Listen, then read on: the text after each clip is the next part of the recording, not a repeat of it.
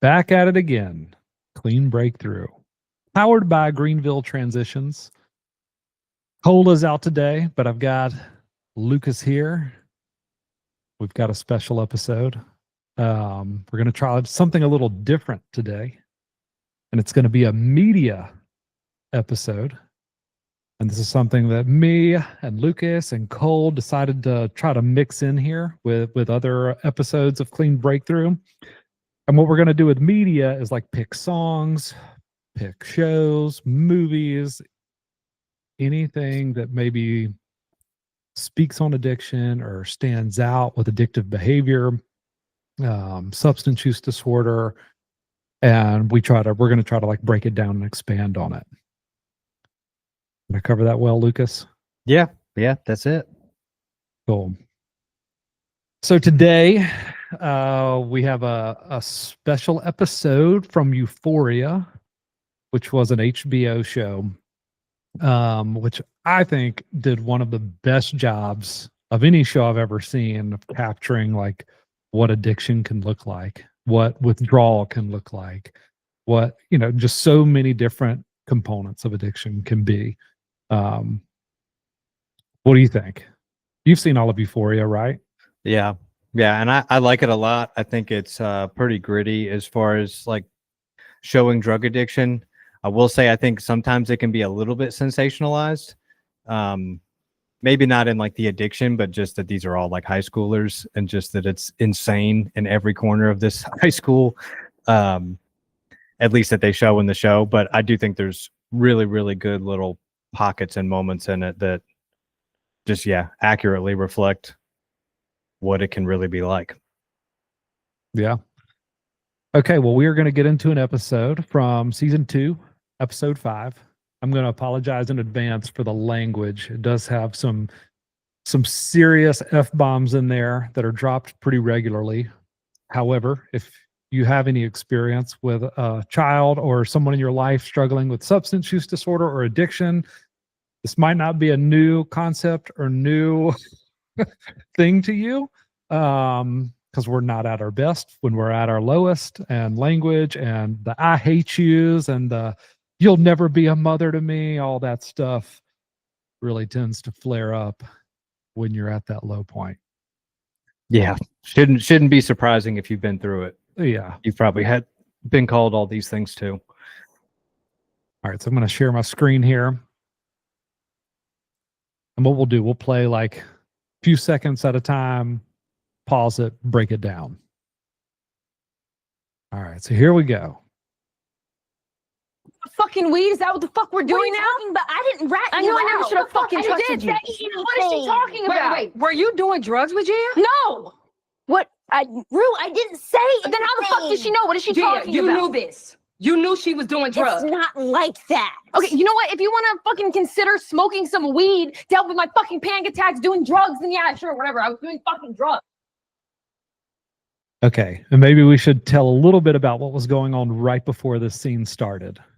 But it was the mom trying to force her daughter to go to treatment. So mom is saying, hey, we this is your intervention. It's just mom doing it. There was no professional there, but she was saying you're going to get help. And then the first thing Rue does, which is the main character, she's the one screaming, is she starts to minimize. Wouldn't you say? She's like minimizing the problem there. Yeah, it's just weed. It's not a big deal, especially when there's been other drugs on the table before. I think it's easy to make it relative, and say, well, at least I'm not doing pills. At least I'm not doing heroin.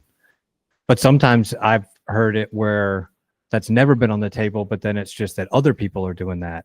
Well, other people I know are doing heroin. You should be glad I'm not doing heroin. There's a super funny scene. It wouldn't be enough to react to, but in The Sopranos, where the daughter Meadow she throws a party at her grandma's house and it gets trashed, and I think like a girl overdoses and all this stuff. And when the parents are starting to like give her grief when she gets home, she's like, I could have taken ecstasy tonight and I didn't. As she like storms off, and it's just like, oh, you're like doing me a big favor to not do ecstasy. Like I thought that was maybe just a given. So I think sometimes it can kind of be like that of like, other people do this, but for her, I think she's had the opiate pill problem, and so now she's minimizing with the weed. But the thing that sticks out more to me is just the collateral damage of siblings getting caught between like keeping the secret for the sister and then telling on the sister to the mom, and probably both of those being somewhat unreasonable for what I don't know how old she is in this show, maybe like 14 or 15, but I feel like a little young to be held that responsible to either of them. In the mom's instance, for kind of control and figuring it out, and like, you're supposed to be my eyes and ears and tell me when there's stuff going on. And then for the sister to be, like her secret keeper, don't tell mom. I just think that's a ton of pressure for a sibling. And so you get into recovery and you find out your siblings have some resentments against you. It's normally no surprise to me. Yeah. One more big thing that stands out to me is the escalation. The voices are getting higher. They're escalating. They're probably not at their height. I think they're going to escalate from here, but it's already setting the tone of like, you're crazy. No, smoking weed isn't crazy. You're the one that's crazy. I don't need help. You need help. So she's certainly starting to like escalate it and try to gaslight, I would say. Yeah. And already storming off. Yeah. She's already left the room. It's just abandoned it while screaming, which is kind of putting out the spikes, of like, don't chase me, don't follow me, don't say anything, or I'm going to keep escalating this. Yeah. All right, let's get into the next little bit. Get fucking break. You knew. Don't slam my door. Mom, please tell her I didn't say anything. You guys chill the fuck out. It's just weed. I'm talking about weed, Rue. I'm talking about pills. When did you start doing pills? I did. I fucking didn't. I told you. Gia. I thought it wasn't a good idea. Gia, please. Let me handle this. Go to your room. Fuck it. Yeah, fuck it. If you want to drug test me, let's just do it. I don't want to drug test you. Okay, so then what?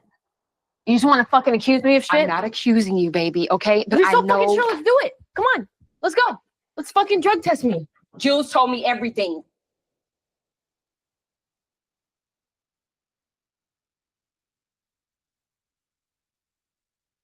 Love that. Yeah. I think, just you want to drug test me. Probably her knowing that her mom doesn't have a drug test, but to just show that like she's ready for it and it's not a big deal because she's not on drugs and you're crazy, like just continuing the gaslighting. But I've noticed normally people are only that confident when they know kind of they can't be caught, but then you just see her face when she's like, Jules told me everything, who's her best friend in the show. And then it's like kind of that moment where you're like, I can't defend this, make stuff up, gaslight. I'm kind of busted. Like, because what does she say now? Oh, well, my best friend's a liar and she has no idea what she's talking about. Like, there's just always that moment where there's enough evidence that we're no longer in like the court of law where you can dispute stuff and tear witnesses down or whatever. It's kind of just out there and done. Yeah. And if I remember correctly, I'm pretty sure she was collecting urine from Jules, from her friend who wasn't using drugs, so that she could have clean pee. So if she were saying, you want to drug test me right now. I mean, she probably had a plan of like, well, I've got clean pee under the cabinet in the bathroom. I'm not going to let my mom come in there with me while I pee. I'll make her feel like that's crazy to watch me. So I'm pretty sure she even had a backup plan if her mom was like, okay, yeah, pee. And we've had tons of experience with that in 8 years of running a sober living, of just the things people will say when, they're kind of caught and there's nowhere to go, and the lies and the escalation and the I'll pee right now, no problem. And, things called wizinators that are like fake penises that you can hold. There's just so much to all that. That's a lot to weed through, and you got to be pretty confident in what you know and what you saw and your gut and all that to press on, because sometimes people can make you feel really crazy. And that's the goal, is for me to feel so crazy and bad that I'm just like, God, I'm just accusing this guy for no reason and I must be off, and I just got to back off. Because I mean, the last thing I want to do is falsely accuse somebody who's in recovery actively of getting high and You know, I mean, that's just a big accusation and one that I don't take lightly. Yeah. And these days, you don't even need a friend to pee in a cup for you. They sell it at gas stations or smoke shops. You can buy fake pee. Pro tip out there, though, is always check the temperature. Most urine cups have like a temp gauge on them, so you can check to see if the liquid in the cup is actual body temperature, like 92 degrees or something like that. Should I tell that story real quick? Sure. We had a guy, and I love telling the story because this guy got sober after this incident, got right back into recovery, and is now coming up on 5 years sober. So really good end goal. But we suspected that he was high. We kept drug testing him. We tried to make them more and more sporadic and random. And he just kept passing, or he would have the perfect outs for like what he had to do to get out of it. And so finally I was like, you know what? I'm going to show up over there at like 6 a.m. and wake him up out of bed to drug test him. And I know this can sound crazy. But I do that. So he's like in his boxers. So I'm thinking, okay, there's no fake pee to have. He wouldn't have enough time to warm it up. Like, this would be crazy if he does it. Still, somehow this guy did something, because he goes to take the drug test. Everything looks normal to me. We go into the kitchen and I look at that temperature gauge and I see that it just doesn't flag anything. So it must be like ice cold. It's not even like it's kind of warm. And I see that and I ask him about it, like, oh, what do you think's up with this temperature gauge? He said, I don't know. That's crazy, man. I mean, it must be a malfunctioning test. So again, we're starting with the gaslighting of like, I'm crazy. The test must be messed up, whatever. I was like, dang, well, I guess we'll have to go do another test. I was like, but first, I mean, let me just check. And so I open the pee container and I maintain eye contact with him the whole time. And I just stick my finger into the cup and feel that it's ice cold as I'm looking at him. And I just watch him crumble on the inside, just knowing that he's busted. I was like, man, it's ice cold. That's really, really concerning. And he was like, I don't know, man. That's weird. Like, I definitely just peed that. So he's still sticking with it. And I just stuck my finger in his urine that's cold. And so we went to go get, I was like, well, we'll have to go do another test, I guess, because I'm just thinking this guy's got to crack at some point here, but I'll just keep giving him the benefit of the doubt and let it sound crazier and crazier. And so we go to head back over to the main sober living house to get another cup. And by the time we get there, he's in tears and admits it all. And I want to do something different. He goes to detox, comes back through our program a second time, and has been sober for, again, coming up on 5 years, married, just had his first kid. Like, best story ever, but just a really funny origin to this second time around. Yeah. Hope you washed your hands after. Yes, I definitely did. But I just knew that'd push it far enough to where it's like, no, I felt it with my fingers. Like, tell me that it's just the reading messed up, because now I just caught you in a lie immediately that it's a malfunctioning test. No, it's not. It's cold. Imagine what was going through his head. That psychopath just touched my this. Oh, yeah.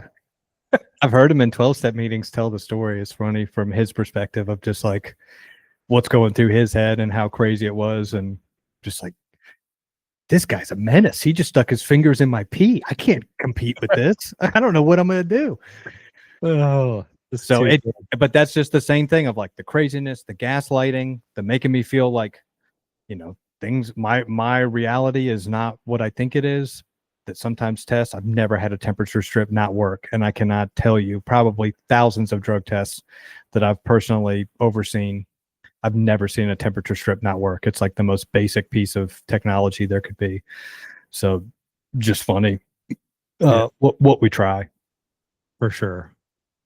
All right, well, let's see what she's got to say about Jules spilling the beans here. And again, Jules is Rue's best friend.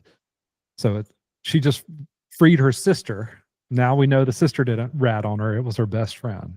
My guess is she's about to attack the witness. Yeah.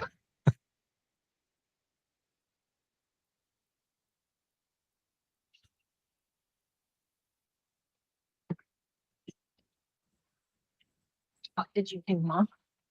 Fuck me. What did you do, Mom? Me, okay? Please, What is it's he gonna doing be with the okay. fucking suitcase? What It's is gonna he be doing with the okay, fucking suitcase? baby. It's gonna be okay. No, it's not gonna be fucking okay. You don't know. Fuck. It wasn't mine. Then whose is it? Fuck. Huh? Okay, look. We can go to the hospital, okay? I'm not We going can to take a you fucking to the hospital if you call. Look, we can do the withdrawal thing again, Don't baby. call It's okay. the fucking hospital. If you try to put me in a fucking hospital, I swear to God, we're gonna have a problem. Rue, no, you're out of control. Put the fucking phone down. Where did you put it? Where'd you put my pills, Mom? Where did you put it? My way. I'm calling the police. No, you can't. You can't do that. You will not attack me in my own home. home. I raised you. That's a good stopping point. Mm-hmm. Ooh, so it's getting aggressive. Hands on. Cops are being threatened. Can't remember what the drugs were in this. Like if they really did belong to someone else, or if she were making that up. I think that it did. I think she like stole it. Maybe it was something where there's kind of higher stakes because it's a suitcase. It's not a I don't know, a handbag Or she was holding them for someone. something like that. I think you're right too. It was higher stakes here, but quick story. Like I can also remember like lying about that to my mom. I'm pretty sure I even convinced my mom to give me more money to go get drugs because I told her the drugs that had just gotten stolen or flushed down the toilet didn't belong to me. And I would like be put in harm's way if I couldn't replenish those. Mm-hmm. So I certainly made stories like that up to get more money and get my fix. But I do think it was factual in this scenario. Yeah. Yeah. But I'm sure some of it also is just that it was, I think she's using those drugs too. So it's kind of both. And I think she stole the drugs from her friend. His name's Froggy or something, but that he is a drug dealer, but he's also her friend. So I don't know that. I just can't remember what the stakes were, but I totally agree that people can kind of make stuff up and dramatize. And I remember having the same instance where one time my mom found heroin and I think she flushed it down the toilet or took it or something, and just the rage that I felt and just totally whacked out and just acting crazy. And another one that has like kind of a funnier twist to it. I just got out of the shower, and that's where I think I did it. Got into the shower, so the drugs were in the bathroom with me. I think she went into the bathroom while I was in the shower, grabbed them, flushed them, and I ran downstairs in my towel, just like raging out. And I remember I just in like a fit went to grab the refrigerator door, and the handle snapped off. And then like He-Man, I like stuck it up into the ceiling and it went through the sheetrock.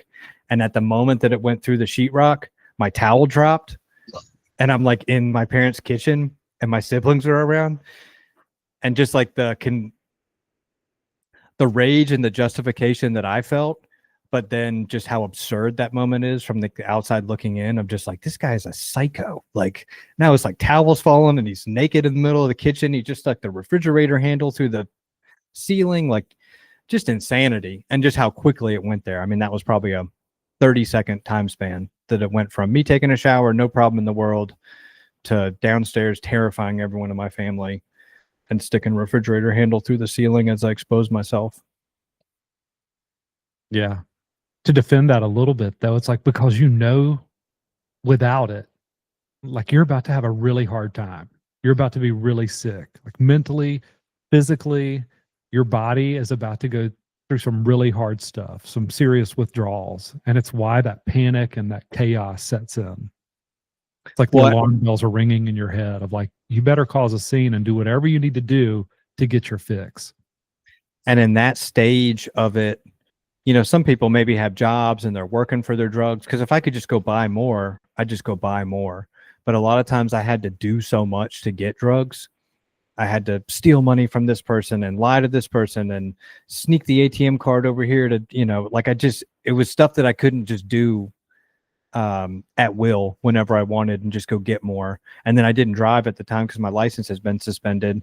So I had to wait on the drug dealer for 4 hours and ride my bike over here to meet them. And hopefully they even answered. And just so many things to where it's like, it's not like I can just go get more drugs immediately. And I think that's to your point where a lot of that really just fear comes from, that then comes out as anger. Yeah. The guy's name, the drug dealer's name in the show is Fez. Fez, Yeah. His name was Fezco, but they all called him Fez, not for which ironically passed away from a drug overdose after filming the last season that they did. Mm-hmm. Feel like I was going to say one more thing. Oh, I would also say, or another piece of advice I would give is don't threaten anything if you're not willing to follow through. Like mom starting to threaten calling the cops, or I think she throws out some other threats. And it's almost the same as a toddler of like, don't threaten, we're going to leave the park if you don't straighten up. And then you're not willing to follow through with that. And like, get your kid off the playground and leave the park. You need to be able to follow through with whatever you threaten, whether it's calling the cops or reporting your car stolen or reporting your wallet stolen if they stole your wallet. But like, if you're going to start throwing out some serious threats, make sure you have the guts to follow through with those. And the hope is always that whenever I'm working with parents with a guy in our program, my hope is always that the threat will be enough, but the threat has to be something that you'll actually do if it comes down to it. But the hope is that it won't come down to it. And just the threat alone, they're like, it's not worth it to leave with this car if they're going to report it stolen, or if I steal this money that they're going to call the cops on me or whatever. Like, you never hope that it comes to that, just so we don't sound sick to parents that we want that to happen. We never do. Yeah. But it gets way worse if they call your bluff and they were like, well, I'm taking her car anyway. She's not going to do anything. And then you don't do anything. You just like put a stamp on everything to them that like, okay, I can get away with whatever I want to get away with. And it's going to be worse the next time I come around. Yeah. Like just, I don't mean to sound sick, but we also don't want it to get worse, and it will escalate. The more that they know they can get away with, you give them an inch, we take a mile. And if you stick to your word on the small stuff, you don't ever have to even really get to the big stuff. By the time you even threaten, like, I'm going to call the cops, they know that you're serious because you do all the things that you say you're going to do, rather than, so in that case, probably the threat alone would be enough, versus if you never follow through on your threats of what you're going to do or the boundaries you're going to put down, then by the time you do get to the big one of like, I'm going to report the car stolen, they're going to ride off with the car and be like, no, you're not. And then when you actually do, now it is them going to jail, and the threat will never be enough. Mm-hmm. They'll have, because they don't believe it. Yeah. And for good reason, because if you do that, you've never stuck to it. So why would they believe it? Yep. All right. Let's see where we go from here. Okay? And you do not fucking scare me.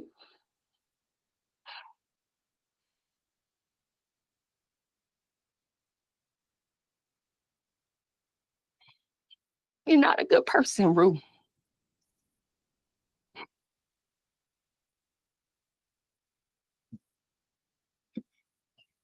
You smiling? Really? You're proud of that?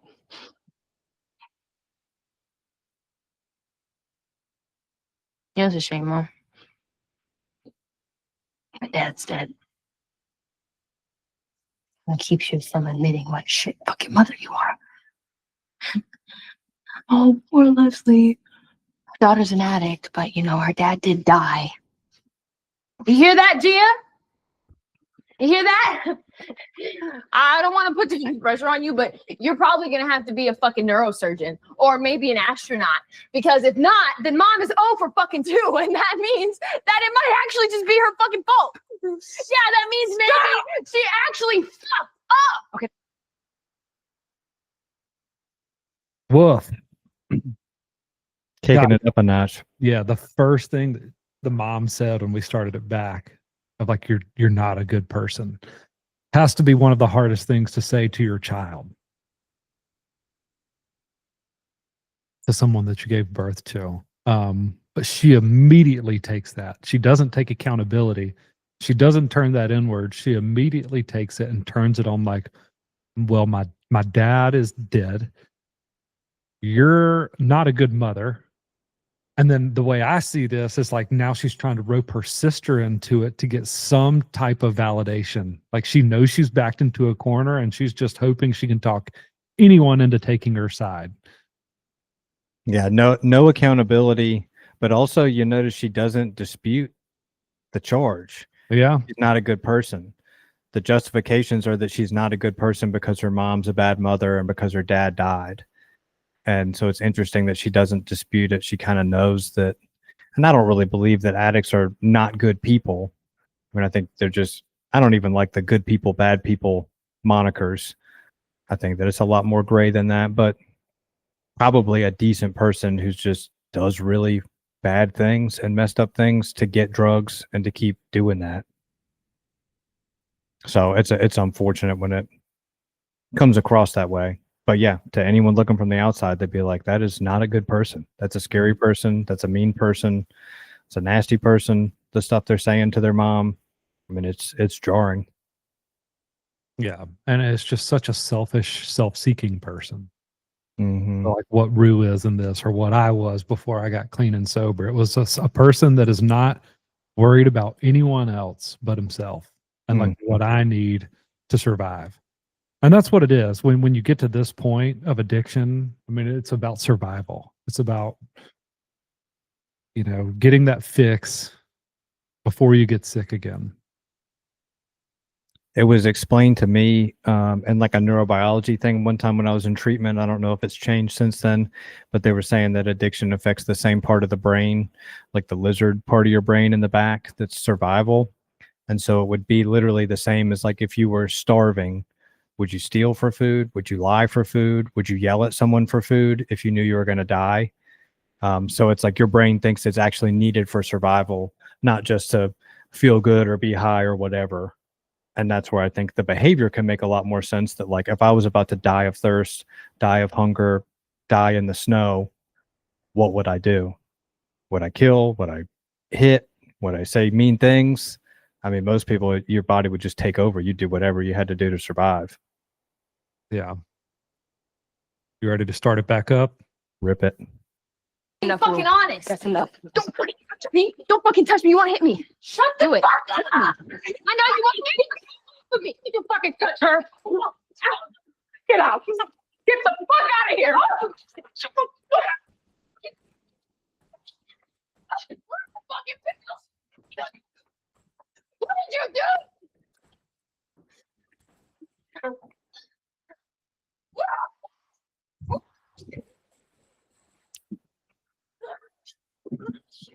Tell me what to do with my fucking life, huh? You want to tell me to stop doing drugs? All right, we're going into like rage mode there, turning into the Hulk. Did you have any experience with that?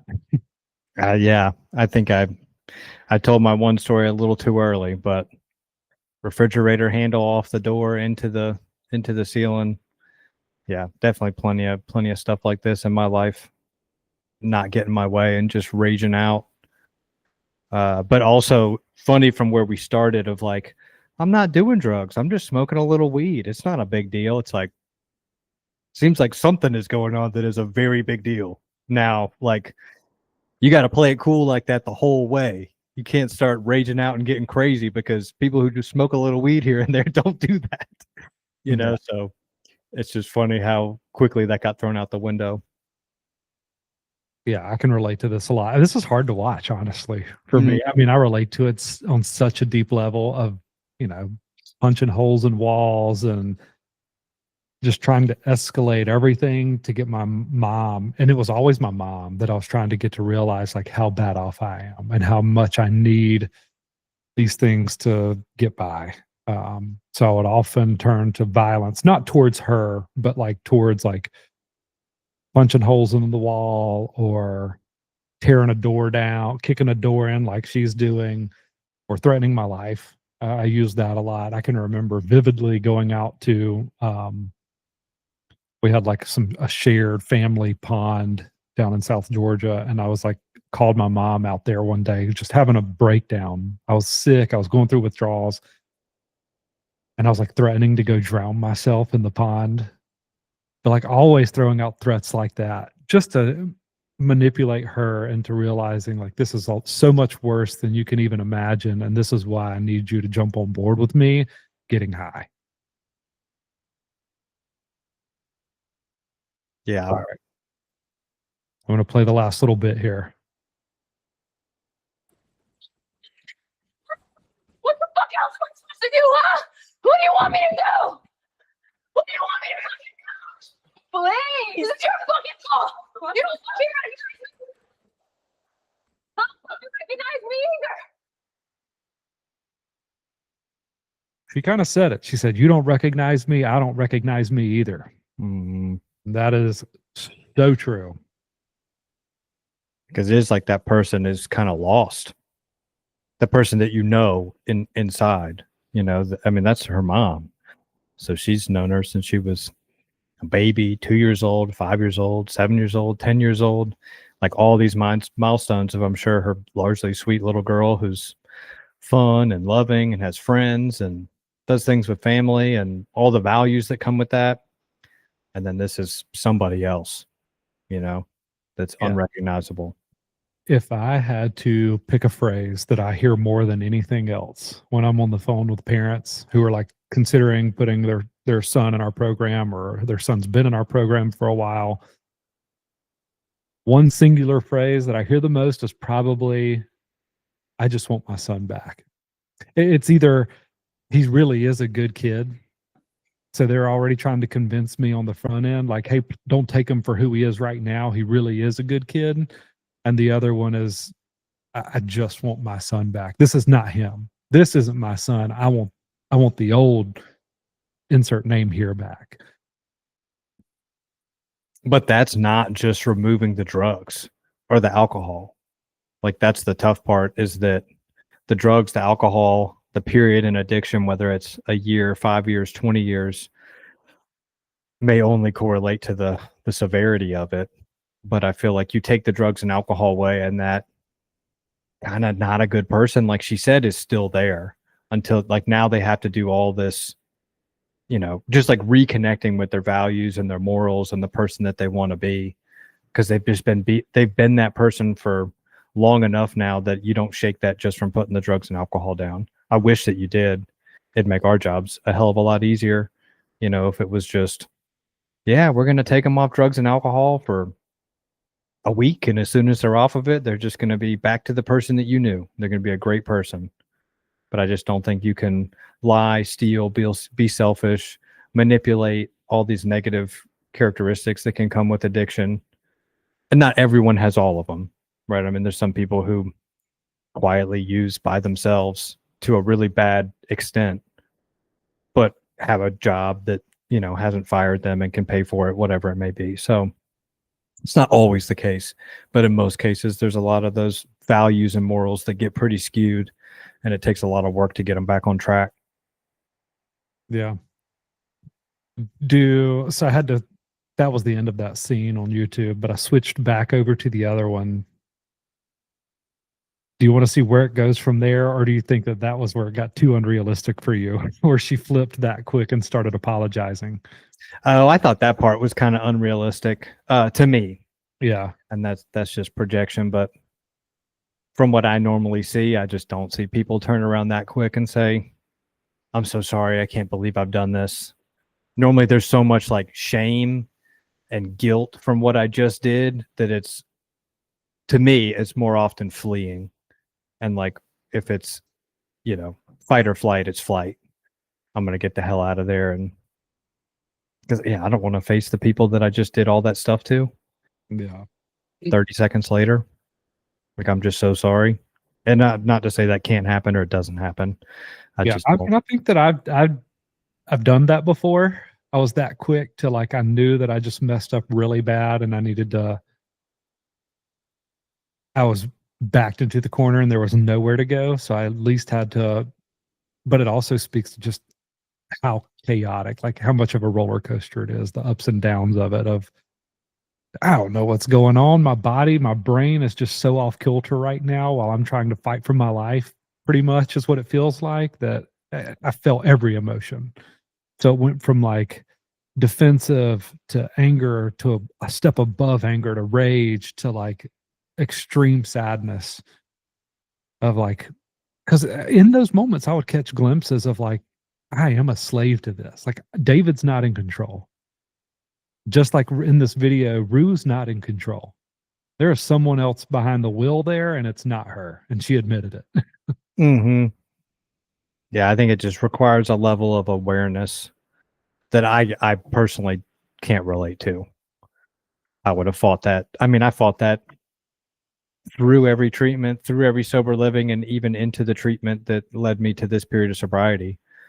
You know, that it was like, even still halfway through, it was like, no, y'all still don't get it. Like, drugs aren't the problem. So even at that point, I didn't have the awareness, let alone after a freak out like that. The other thing that was interesting to me is just that was probably like a 5-minute video, maybe less. Yeah. And so just the chaos, the roller coaster, the destruction, the words hurled, the attacks, the insults. I mean, all that in like 4 minutes is wild.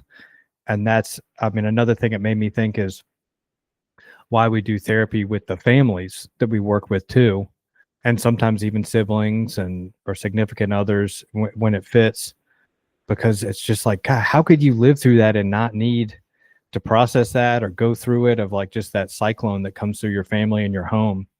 I mean, I feel like you'd have PTSD. That mom was like, my mom had to be medicated.